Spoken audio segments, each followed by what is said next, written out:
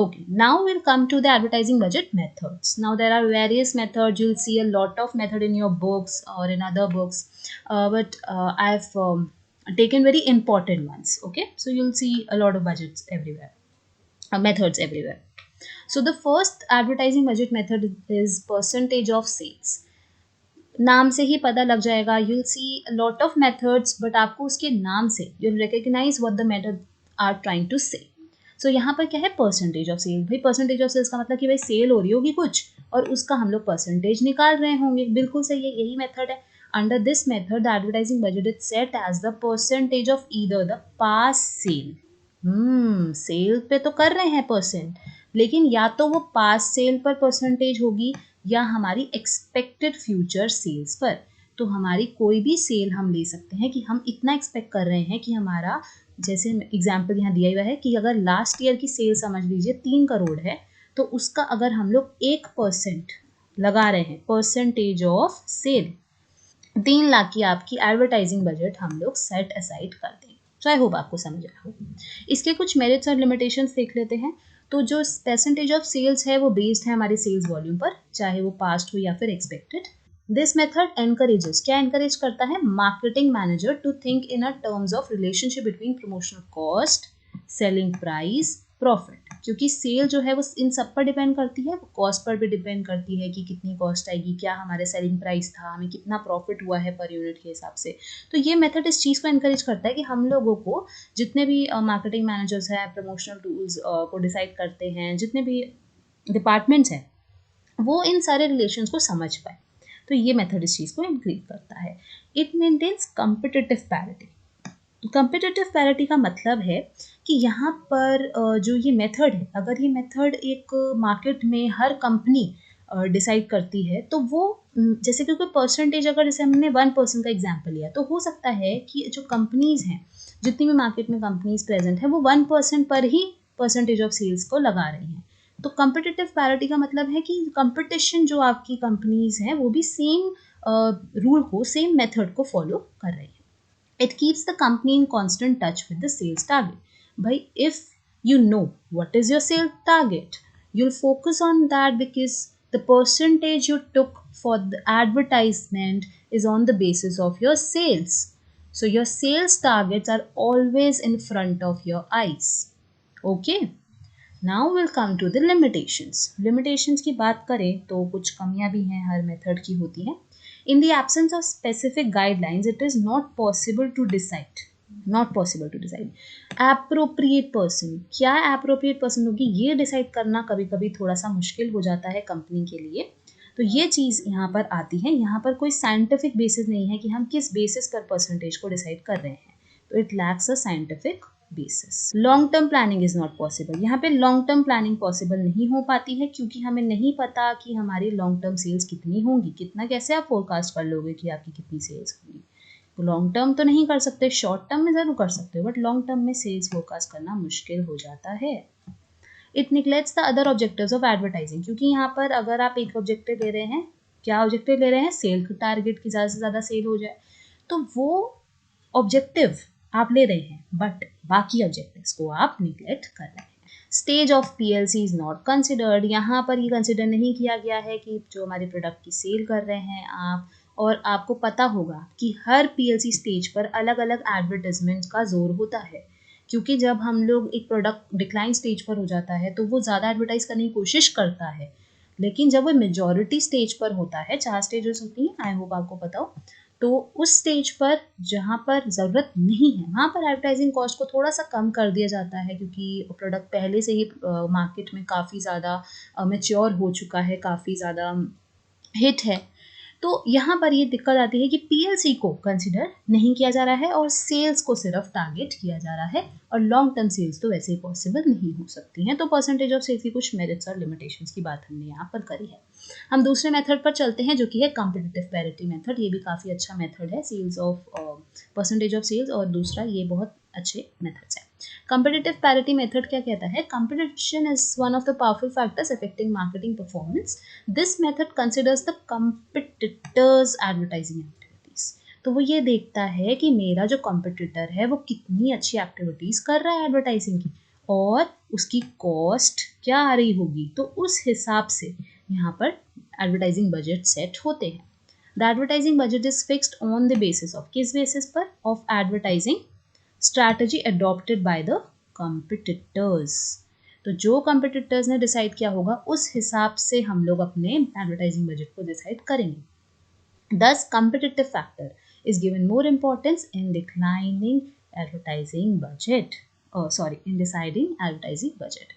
तो advertising budget को decide करने के लिए the competitive factors has to be taken care of or taken into consideration. Competitive parity की कुछ limitations हैं भैया. क्या limitations हैं? Because the product, if the product is new, how will you decide? How will you guide towards competitive pricing? तो यहाँ पे थोड़ा सा मुश्किल आ जाती है, ये मेथड फेल करता है जहाँ पर न्यू प्रोडक्ट की बात की गई है. Then it is difficult to know in which stage of PLC कौन सी स्टेज पर है ये नहीं पता लग पाता है.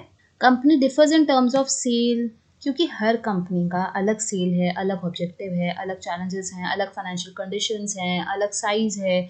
तो हम कंपैरिजन कैसे कर सकते हैं? कंपैरिजन तो उन यूनिट्स पर होता है जो कि सेम होती हैं, उन लोगों पर होता है जो कि एग्जैक्टली सेम होते हैं. तो हम कंपैरिजन कैसे कर सकते हैं? तो अगर हम लोग कंपटीटर्स के प्राइसेस को नहीं जान पा रहे हैं, कंपटीटर की क्या सिचुएशन है ये नहीं जान पा रहे हैं, हमारी जैसी सेम टू सेम होनी चाहिए ना, जो कि पॉसिबल नहीं होती. तो कंपटीटर्स की अगर आप बेसिस पर अपने एडवर्टाइजिंग बजट को डिसाइड करेंगे, then it can lead to error. Advertising is not the sole factors that affect the sales. Interplay of many factors determines sales. तो सेल्स को सिर्फ क्या आप एडवर्टाइजिंग के बेसिस पर देखेंगे? भाई बहुत सारे फैक्टर्स होते हैं ना सेल होने के. How can you take only advertising as a factor? Now, in case when there are many competitors, it is difficult to decide as to whom the company should follow. कौन से competitor को follow करें भैया? बहुत सारे competitors हैं in the market. So, which competitor you would like to follow? That is little difficult to decide. Advertising budget method का हमारा तीसरा मेथड है objective and task method. This method is based on the advertising objectives. Under this method once the objectives are decided the cost is estimated to complete those objectives and a marketing budget is set. नाम से ही पता लग रहा था क्या हो रहा था. ऑब्जेक्टिव होगा कुछ, उस बेसिस पर टास्क किए जाएंगे और वो टास्क की क्या कॉस्ट आएगी उस बेसिस पर बजट सेट हो जाएगा. सिंपल. तो this method considers companies own environment and requirement. जिस हिसाब से ऑब्जेक्टिव्स होंगे, जिस हिसाब से कंपनी एनवायरनमेंट पे काम कर रही होगी अपने, उस हिसाब से बजट सेट किए जाएंगे. तो यहाँ पे क्या है, एस्टैब्लिश करेगी एडवर्टाइजिंग बजट ऑब्जेक्टिव, फिर कि क्या टास्क करने हैं, क्या एक्टिविटीज करनी है, कौन सी स्ट्रैटेजीज करनी है और उसकी कितना खर्चा आएगा उस स्ट्रैटेजी को करने में. ठीक है. तो ऑब्जेक्टिव कुछ भी हो सकते हैं, आपके टास्क कुछ भी हो सकते हैं. टेलीविजन पे जाना है, रेडियो पे जाना है, और फिर उसका खर्चा एक्सपेंडिचर कितना आ रहा है. तो इस हिसाब से हम लोग बजट को डिसाइड करते हैं. ऑब्जेक्टिव एंड टास्क मेथड की कुछ एडवांटेजेस देख लेते हैं. The method develops budget from ground which is proper managerial approach. Managerial approach अपनाता है. It does not rely on past sales. कुछ भी पास की बात नहीं हो रही है, फोरकास्ट पर कुछ नहीं जा रहा है ये, और ना ही पास सेल पर जा रहा है. It considers all factors under advertisers control. सारे फैक्टर्स वही ले जाते हैं जो एडवर्टाइजर के कंट्रोल में. क्यों? क्योंकि यहाँ पर वो एनवायरनमेंट लिया जा रहा है जहाँ पर कंपनी ऑपरेट कर रही है. ठीक है. वो लिया जा रहा है जहाँ पर कंपनी की रिक्वायरमेंट्स है, तो वो अपने इंटरनली देख रही है. ठीक है. अब डिसएडवांटेजेस क्या है? डिसएडवांटेजेस सबसे पहले ये है कि यहाँ पर इस चीज़ को इम्प्लीमेंट करना difficult. It requires managerial involvement. भैया जो भी मैनेजर, क्योंकि ये मैनेजरल अप्रोच फॉलो कर रहा है, अभी हमने यहाँ पढ़ा था मैनेजरल अप्रोच फॉलो कर रहा है, लेकिन उस मैनेजरल अप्रोच के लिए बहुत बढ़िया स्किल्स चाहिए. It attempts to introduce variables such as awareness, knowledge, attitude, formation, etc. It is difficult to estimate all the costs and determine all the tasks necessary to achieve the set objectives. अब आपने objectives तो set कर दिए, लेकिन उस objective को पूरा करने के लिए जो आप एक्टिविटीज़ कर रहे हैं, उन टास्क को करने, कौन से टास्क कर रहे हैं, उनको एस्टिमेट करना मुश्किल हो जाता है. और अगर आप उसको एस्टिमेट कर देते हो, आप उसकी कॉस्ट को एस्टिमेट नहीं कर पाते हैं. सारी कॉस्ट कैसे आपको पता लगेगी कि आपको कल कितना खर्चा करना पड़ेगा? हाउ विल यू जज? तो ये थोड़ा सा डिसएडवांटेज आ जाता है इस मेथड का. फोर्थ मेथड है अफोर्डेबल मेथड. जैसे नाम बता ही रहा है, जितना कंपनी के पास पैसा है, जितना company is able to afford, उतना ही बजट पे स्पेंड वो करेगी. बस इस बेसिस पर बजट सेट हो जाता है. So the company sets its budget based on how much it can afford to spend. जितना अफोर्ड कर सकती है उतना ही वो बजट को सेट कर देगी. It is based on the notion that a company should spend on advertising as per its capacity. तो जितनी कंपनी की कैपेसिटी होती है, हर कंपनी की अलग अलग कैपेसिटी होती है, उस हिसाब से कंपनी अपनी एडवर्टाइजिंग पर कितना स्पेंड करेगी वो डिसाइड कर लेती है. तो यहाँ पर दो इंपॉर्टेंट पॉइंट है, afford to spend and capacity के बेसिस पर. Company with a sound financial position spends more on advertising and vice versa. Of course बात है कि अगर फाइनेंशियल पोजीशन स्ट्रांग हुई कंपनी की तो they are able to spend more on ad. इसको एक और नाम से जाना जाता है जो कि है फंड अवेलेबल मेथड. ये भी नाम से ही हमें समझ आ ही रहा है कि जितना फंड अवेलेबल है उतना कंपनी खर्चा कर देगी एडवर्टाइजिंग पर. अफोर्डेबल मेथड्स की भी कुछ लिमिटेशंस हैं. जब भी आपको एग्जाम में, क्योंकि यूजुअली हो सकता है कि वो 4 कोई मेथड्स कर दें या 5 मेथड्स को आपको एक्सप्लेन करने को कह दें या कोई पर्टिकुलर मेथड को कह दें, तो कुछ मेरिट्स और डीमेरिट्स लिखने से आपका आंसर एक तो थोड़ा बड़ा भी बनता है और एग्जामिनर को ये समझ आता है कि आपको उस मेथड की कितनी नॉलेज है. ठीक है. लिमिटेशंस क्या है अफोर्डेबल की? सबसे पहले तो यहाँ पर यही चीज़ इग्नोर कर दी गई है कि हमारी रोल और नीड क्या है एडवर्टाइजिंग. इसको ही क्यों, जितना पैसा है उतना लगा दो बस, ये क्या बात हुई. हो सकता है कि आपको बहुत ज़्यादा एडवर्टाइजमेंट करने की नीड है तो आपको थोड़ा सा बजट ज़्यादा बढ़ाना पड़ेगा.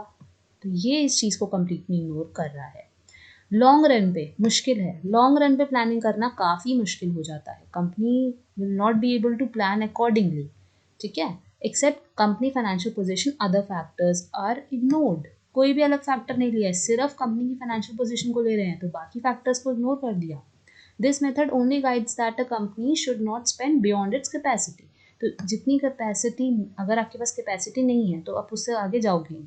How will you advertise, how will you go in a long run, right. So थोड़ा कैपेसिटी से आपको आगे जाना पड़ेगा, which does not allow in this method. This is not this is not a method in real sense. Real sense में ऐसा कोई method नहीं होता है, क्योंकि आप अगर लॉजिकली देखें तो इसको अप्लाई करना मुश्किल है कि हम सिर्फ कैपेसिटी के हिसाब से हमारे बजट को डिसाइड करें.